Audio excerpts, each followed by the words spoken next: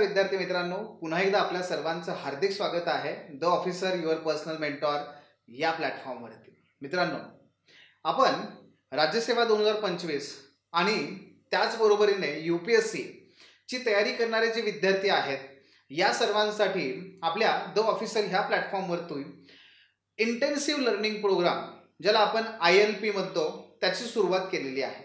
आणि हा जो इंटेन्सिव्ह लर्निंग प्रोग्राम आहे तो नक्की काय आहे, नक्की याच्यामध्ये काय असणार आहे, असं तुम्ही त्याला इंटेन्सिव्ह असं नाव दिलेलं आहे.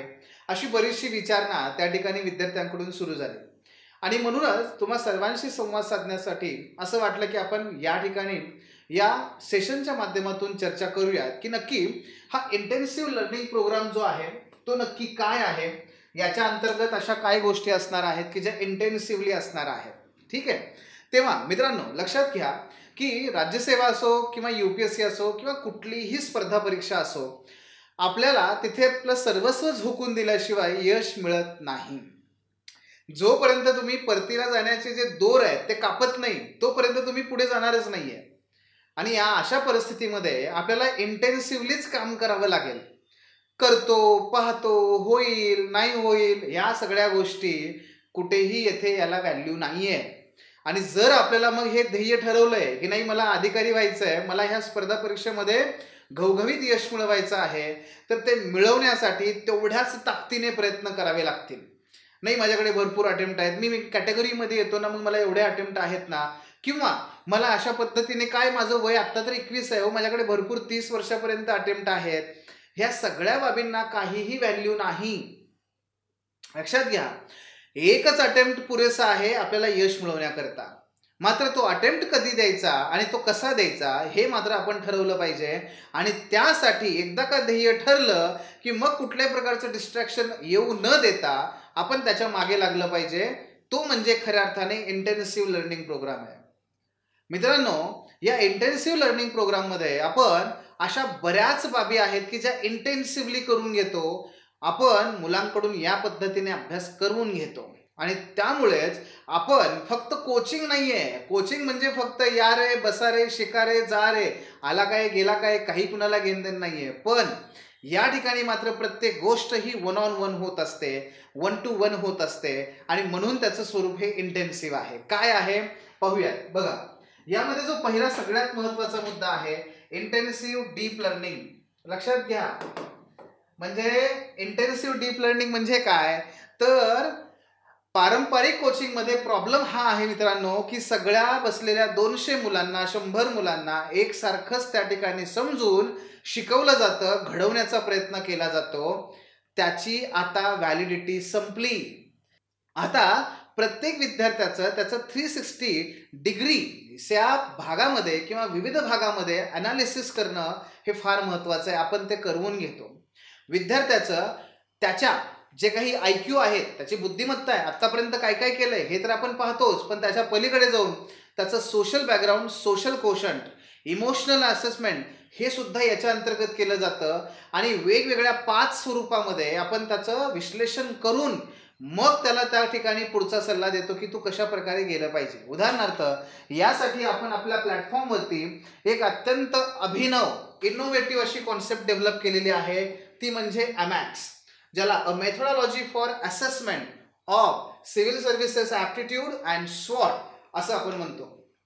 या मेथोडॉलॉजीमध्ये SWOT हा फक्त एकच घटक आहे. आपण सुरुवात केली आपल्या प्लॅटफॉर्मवरती आणि सर्वत्र आमच्याकडेही SWOT केलं जातं, अशा प्रकारच्या बाबी सुरू झाल्या. पण मित्रांनो, नक्की SWOT काय आहे, तर SWOT हा लार्जर अनालिसिसचा केवळ एक घटक आहे. 360 डिग्री डीप अनालिसिस मध्ये खऱ्या अर्थाने इथे SWOT हा फक्त एक छोटासा घटक आहे. यात अनेक बाबी आहेत. जवळपास 6 वेगवेगळ्या पद्धतीने आपण विद्यार्थ्याचं विश्लेषण करतो. आपण विद्यार्थ्याला पहिल्यांदा कधीही ऍडमिशन घेतल्या कोर्सला बसवत नाही आणि लगेच शिकवायला सुरुवात करत नाही. त्याचं पहिला 1 आठवडाभर 3 लोकांकडून 3 लेअरमध्ये त्याचं अनालिसिस केलं जातं. 3 लेअरमध्ये त्याचं अनालिसिस करून त्याला त्या पद्धतीने स्ट्रॅटेजी, त्याचे प्लॅनिंग, त्याचे टार्गेट ठरवले जातात आणि मग त्याच्याकडून कोर्सचे ॲक्सेस त्याला सुरू केले जातात. हे फक्त आपण करतो आपल्या ह्या पद्धतीने. हे का गरजेचं आहे, कारण मुलांचा पहिला प्रश्न हा आहे की सर मला IAS व्हायचं आहे, पण IAS होण्यासाठी बाळा तुझ्या स्वतःकडे कुठल्या गुणवत्ता आहेत, बघितलंस कधी? तुझ्या हातामध्ये अख्खा पुणे जिल्हा दिला आणि बसवलं तुला तुझ्या त्या गादीवरती, त्या त्या चेअरवरती, काय करणार? आहे तुझ्याकडे ते क्रिटिकल थिंकिंग? आहे तुझ्याकडे लॉजिकल अनालिसिस? आहे तुझ्याकडे त्या पद्धतीची विचार करण्याची क्षमता? नाहीये तर ही सगळं काय करावं लागेल? आपल्याला विकास करावा लागेल त्याचा. ह्या क्वालिटी जोपर्यंत विकसित होत नाही तोपर्यंत यश मिळत नाही. आणि म्हणून पहिल्यांदा स्वची ओळख आहे, नंतर मग बाकीच्या सगळ्या गोष्टी. कारण स्वपिंडी ते ब्रह्मांडी असतं, जे स्वतःपासून आहे त्याच नंतर तो विश्व आहे. आणि म्हणून पहिल्यांदा अमॅक्स याच्या अंतर्गत 360 डिग्री इंटेन्सिव्ह अनालिसिस आहे. नंबर 2 तो म्हणजे intensive strategy session and planning. बऱ्याच वेळेस असं होतं की अरे विद्यार्थ्यांना काय देता तुम्ही प्लॅनिंग, विद्यार्थ्यांना काय सांगता स्ट्रॅटेजी, त्यांचं त्यांना कळलं पाहिजे. अरे त्यांचं त्यांना कळलं असतं तर तुझ्याकडे कशाला आले असते? ते तुमच्याकडे कशाला आले असते तर त्यांना कळलं असतं तर. कोचिंग लावतायत कशासाठी तुमच्याकडे? ते जमत नाही म्हणून तर लावतायत ना. मग करून द्या ना. तुम्हाला अनुभव आहे ना 10 वर्षांचा, लिहिता ना तुम्ही खाली 10 वर्षांचा अनुभव, मग करा ना मदत विद्यार्थ्यांना. आणि त्यामुळे कारण तुमच्या ज्ञानाचा फायदा व्हावा, खास खळगे तुम्हाला माहिती आहेत, त्यांना काय माहिती आहेत. आणि यासाठी म्हणून इंटेन्सिव्हली आपण विद्यार्थ्यांचं स्ट्रॅटेजी सेशन घेतो. किती? तब्बल 1 ते 1.5 तास पहिलं सेशन चालतं एकेका विद्यार्थ्यावरती. आणि ज्या माध्यमातून त्याचं सगळं जे अनालिसिस केलंय त्याच्या आधारावरती हे स्ट्रॅटेजी सेशन होतं. विद्यार्थ्याला पुढचा सगळा 2 वर्षाचा 1 वर्षाचा प्लॅन त्याच्या डोळ्यासमोर असतो आणि त्याला माहिती आहे मला कुठल्या महिन्यात काय काय गोष्टी करायच्या आहेत त्या. हे सगळं आपण त्या ठिकाणी करून घेतो. म्हणून हा इंटेन्सिव्ह आहे की ज्याच्या अंतर्गत अमॅक्सवरती जेव्हा तुमचं विश्लेषण होतं तेव्हा पर्सनलाइज आणि कस्टमाइज स्वरूपामध्ये प्रत्येक विद्यार्थ्याचं वेगळं, कारण प्रत्येकाचं सोशल बॅकग्राऊंड वेगळं आहे. कोण ग्रामीण आहे, कोण झोपडपट्टीतलं आहे, कोणी त्या शहरातला आहे. प्रत्येकाचं बॅकग्राऊंड वेगळं आहे, प्रत्येकाचे फॅमिली कंडिशन वेगळं आहे, इकॉनॉमिक कंडिशन वेगळं आहे, इमोशनल स्टेटस वेगळं आहे. प्रत्येकानुसार आपल्याला ते वेगळं दिलं पाहिजे तर त्याचा उपयोग आहे. नाही तर सगळ्या गोष्टींना आपण एकसारखं देऊन काही उपयोग नाहीये. व्हॅनिला आईस्क्रीम सारखं उपयोग नाहीये. म्हणून इंटेन्सिव्ह स्ट्रॅटेजी. पुढे आहे intensive eight achievable targets. Targets असतात तेही इंटेन्सिव्हली देतो आपण, पण अचिवेबल स्वरूपामध्ये, नगेट्समध्ये. म्हणजे उदाहरणार्थ मला ऑप्शनल कव्हर करायचं आहे व्हेरी गुड, 4 महिन्यात तो कव्हर झाला पाहिजे. पण 4 महिन्याचं हे टार्गेट अचीव करणार कसं? त्यासाठी त्याला नगेटमध्ये डिवाइड करायचं. त्याला अचिवेबल अशा छोट्या गोष्टीमध्ये डिवाइड करायचं आणि विद्यार्थ्याला फक्त एवढंच सांगायचं की तू फक्त उद्याचा दिवस छान अभ्यास कर, बस. तू उद्याचा दिवस अभ्यास छान कर, बाकी ऑटोमॅटिक सगळ्या प्रोसेस घडणार आहेत. अशा छोट्या स्वरूपामध्ये आपण त्याला चेकलिस्ट देतो. दररोजच्या दिवशी काय करायचंय, आज काय करायचंय, उद्या काय करायचंय, ह्या चेकलिस्ट असतात. तू टिक कर, अभ्यास कर, टिक कर, अभ्यास कर, अभ्यास कर, टिक कर, या पद्धतीने जायचंय. आणि त्यामुळे होतं काय, मुलाला हे बर्डन नाहीये मला काय करायचंय, मुलाला फक्त काय, मला आजच्या दिवसात काय अभ्यास करायचाय हे त्याला फक्त करायचंय, बस. या पद्धतीने इंटेन्सिव्ह टार्गेट्स आहेत. आणि हे इंटेन्सिव्ह टार्गेट आपण सातत्याने रिवाइज करत जातो विद्यार्थ्यांचे, त्याचा परफॉर्मन्स बघतो, त्या परफॉर्मन्सनुसार त्याचा फॉलोअप घेतो आणि कंटिन्यू त्याला मोटिवेट करतो की तू कसं हे अचीव करू शकतोस यासाठी. त्यानंतर इंटेन्सिव्ह टीचिंग अँड लर्निंग.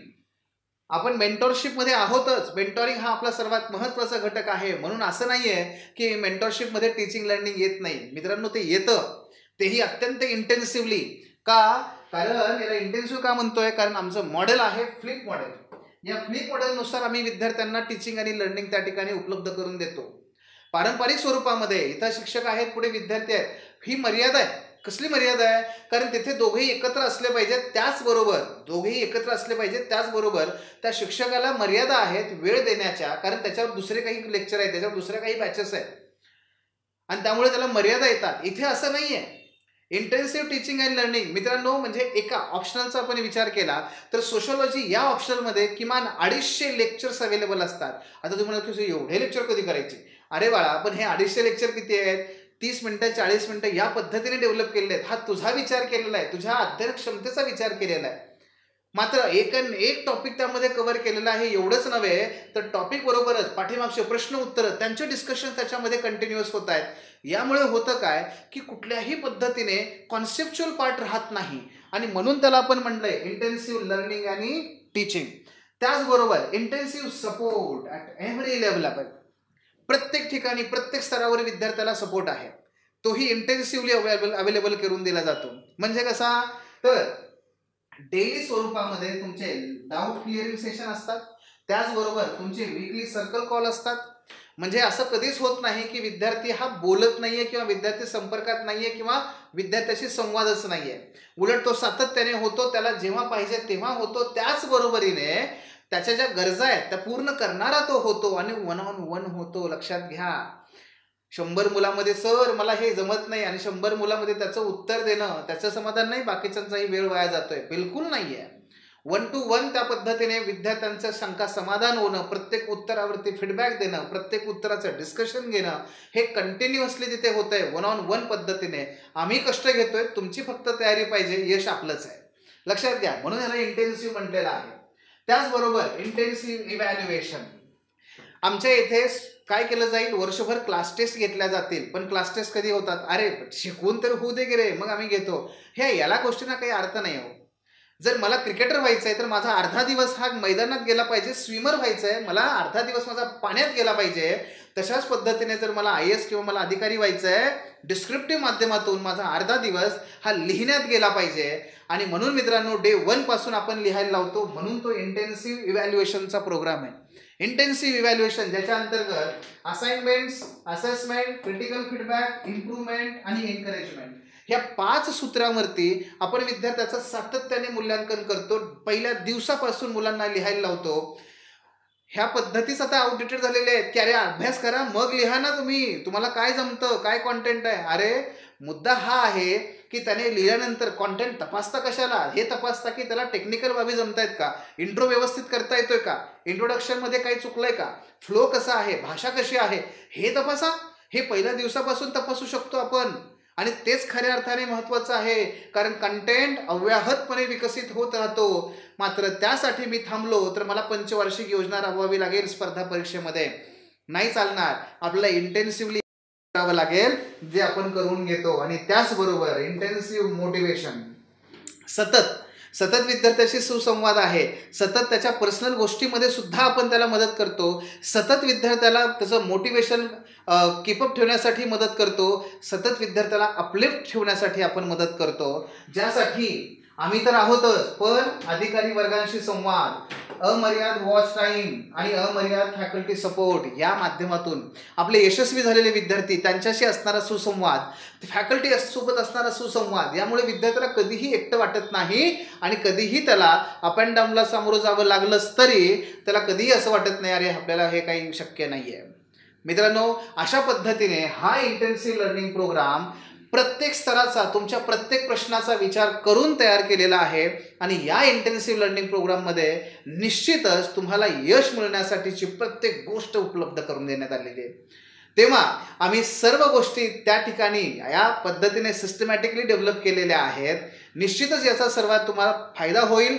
तुम्हाला तुमच्या यशामध्ये याच्याबद्दलच्या निश्चितपणे सर्व गोष्टी उपलब्ध आहेत.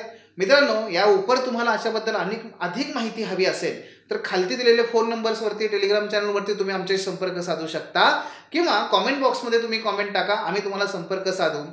तेव्हा सुरुवात करूया आपल्या त्या यशाच्या प्रवासाची.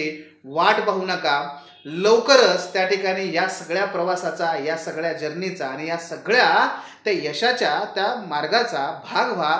आम्ही तुमच्यासोबत आहोत, फक्त तुम्हाला चालायचं आहे. आम्ही तुम्हाला हर प्रकारचा सपोर्ट देण्यासाठी त्या ठिकाणी तयार आहोत. भेटूया, धन्यवाद. The officer your personal mentor चॅनलच्या नवनवीन अपडेट्ससाठी चॅनलला लाईक, सबस्क्राईब आणि शेअर करा. थँक्यू.